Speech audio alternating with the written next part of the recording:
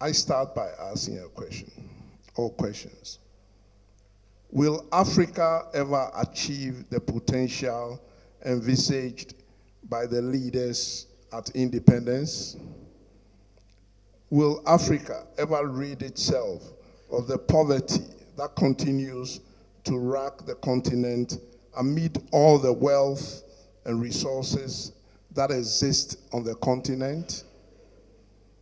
The answers to these questions, I think, depend on whether Africa can return to the vision of one man, Kwame Nkrumah, who declared during the fight for independence that, and across the parapet, I see the mother of Africa unity and independence, her body smeared with the blood of her sons and daughters in their struggle to see her free from the shackles of imperialism. And I could see and hear springing up cities of Ghana, becoming the metropolis of science, learning, scientific agriculture, and philosophy. And I hear the mortals resound the echo and the rejoinder, seek ye first the political kingdom, and the rest shall be added unto it. Nkrumah started with inspiration. He was inspired by Agri as a young man. Nkrumah then responded to the challenge of the leaders of the Pan-Africanist movement, Garvey, Booker Washington, Du Bois, Sierra James, Ras McConnell, and several others whose themes and theories about Pan-Africanism had made an impression on him during his student and activist days abroad. He also had the opportunity, as has been recounted, to work with Padmo to organize the 5th Pan-Africanist Leaders Meeting.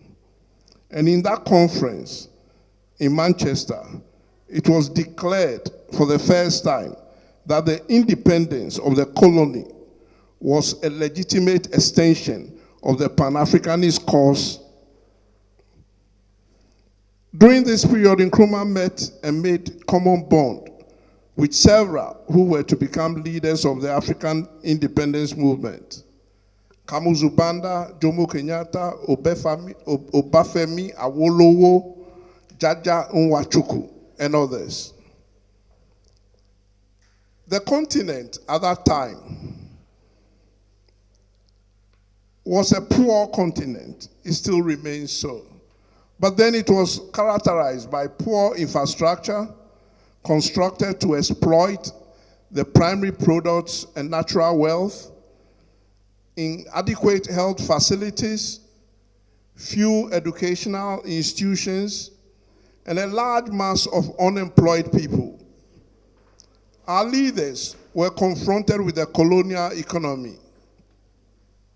Low-value commodities exported in exchange for high-value consumer goods. This type of economy could not lead to sustained development. In Towards Colonial Freedom, Nkrumah's blueprint for dismantling colonization, he analyzed imperialism and concluded that political freedom, followed by democratic freedom and social reconstruction, were the prerequisite for development and progress in Africa. Nkrumah believed that African problems could only be solved by uniquely African solutions, and that every continent must chart its own path for development. The West had used capitalism to develop, and the East had used socialism to take its people out of poverty.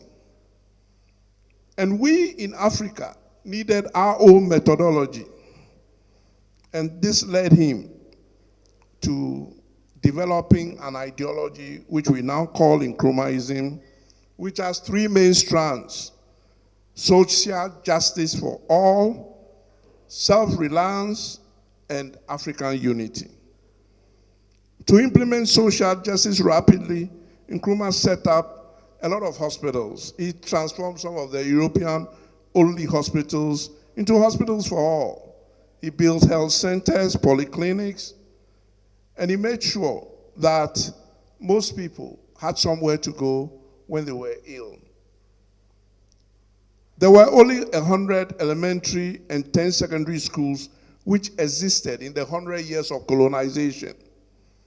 Nkrumah established within 10 years over 1,000 elementary schools and over 100 secondary schools. He mobilized youth in Builders Brigade, Workers Brigade, state farms, so that people will have jobs. To become self-reliant, Nkrumah proposed the 7-year development plan that would have transformed Ghana from a developing country into a middle-income country by 1971. Import substituting strategies were paramount. It was vital to use the power of the state for rapid industrialization using science and technology. But the industries Nkrumah set up were strategic. He made sure that they were all over the countries. He made sure that they would provide jobs. He also made sure that they would use the raw materials of our land. And he transformed a backwater village of Tema into a metropolis, a township that had several people, brought several people from the country together and set up several industries so that the Kosovo Dam that he built would, the industries that he set up would use the Akosobo hydroelectrical project. Now, these industries still remain, as several of the speakers have recounted, and the hydroelectric project is still the main source of power generation. So when Nkrumah remarked that those who would judge us merely by the heights we've achieved could do well to remember the depths from which we started, he did so because he realized that the fight against imperialism had to be relentless. He could not afford just to work with the East. He had to work with the West as well, even though they had been our colonizers. Nkrumah helped to form the non-alignment movement with Tito, Nehru, Sukarno, and Nasser. And he did so because he realized that the leaders of our time were going to be caught in the Cold War that was going on. And he knew that once we were caught in the Cold War, we would have to choose one side or the other side, which was why he coined his famous phrase for that movement, which said, "We face neither east nor west, we face forward." And this was a reminder that we cannot afford to just work on our own, but it was important that we work with people who face similar problems that we face. Nkrumah realized the urgency of freedom. So he set up the the African People's Congress. And he had hoped that we would have achieved African unity much earlier than we did.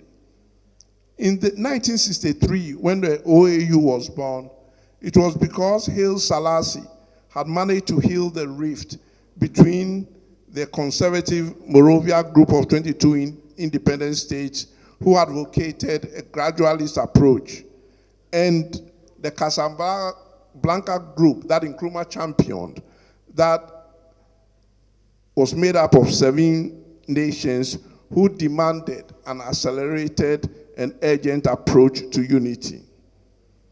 And here I would quote the vision of Nkrumah at that conference. And he said, "No independent African state today by itself has a chance to follow an independent course of economic development. And many of us who have tried to do this have been ruined or or have had to return to the fold of the former colonial rulers. This position will not change unless we have a united policy working at the continental level. We need a unified economic planning for Africa. Until the economic power of Africa is in our hands, the masses can have no real concern and no real interest for safeguarding our security, for ensuring the stability of our regimes, and for bending their strength to the fulfillment of our needs. But with our united resources, energies, and talents, we have the means, as soon as we show the will, to transform the economic structures of our individual states from poverty to that of wealth, from inequality to the satisfaction of popular needs. Only on a continental basis shall we be able to plan the popular utilization of all our resources for the full development of our continent. Unfortunately, this remains true to date. But what did Nkrumah do? By 1958, he had already set up a permanent secretariat. And that secretariat, run by Padmore, was to liberate. It was the African liberatory movement. He wanted to ensure that it would go into every country and make everybody free. Today, we've just 62 years later, we've now gone and set up the first stage back in Africa of the Africa Continental Free Trade Area. Just imagine what would have happened if we had set this up in 1958 as envisaged by Nkrumah. The Africa High Command would have resolved all the conflicts that would have wrecked the continent and prevented the escalation that normally happens when imperialist powers go into resolving our conflicts. If we are the freedom fighters, we would have liberated Africa much earlier. And now, when we talk about the current cases of xenophobia in South Africa and across the continent, that would have been resolved long ago through the free movement of the people that Nkrumah had proposed as part of his vision. Nkrumah's vision of an Africa capable of pooling its resources was recognized at the time when he launched the Ghana hydroelectric project, because then he was talking about solar power, he was talking about wind power, he was talking about wave power, he was talking about power that would enable us to fuel the development on our continent.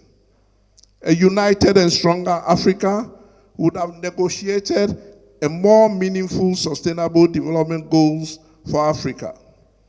A united Africa would be better able to negotiate business terms with exploitative and authoritative capitalists, and would then have better value for our resources.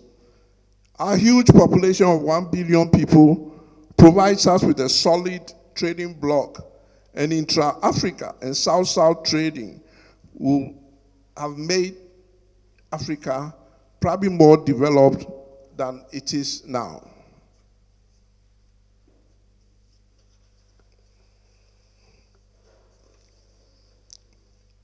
So, Nkrumah knew that really the imperialists will continue to impede us.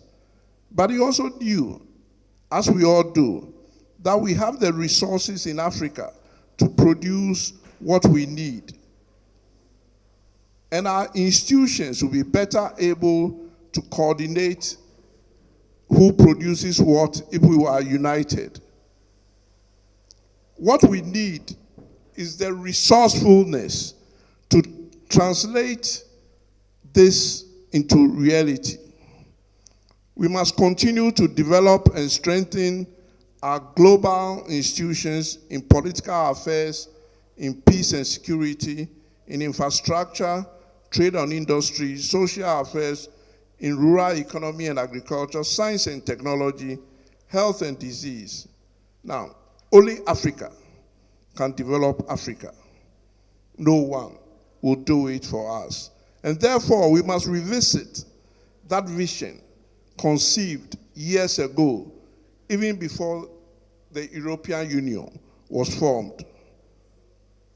The Africa Continental Free Trade Area is long overdue. The African passport is imperative.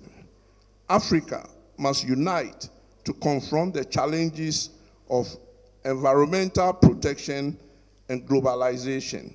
We must remember what Nkrumah said. Africa is one continent, one people, and one nation. The notion that in order to have a nation, it is necessary for there to be a common language, a common territory, a common culture, has failed to stand the test of time or the scrutiny of scientific definition of objective reality. The community of economic life is the major feature within the nation, and it is the economy which holds together the people living in the territory. It is on this basis that the new Africans recognize themselves as potentially one nation, whose dominion is the entire African continent. The vision that Nkrumah had yesterday is as relevant yesterday as it is today. Nkrumah never dies. Thank you.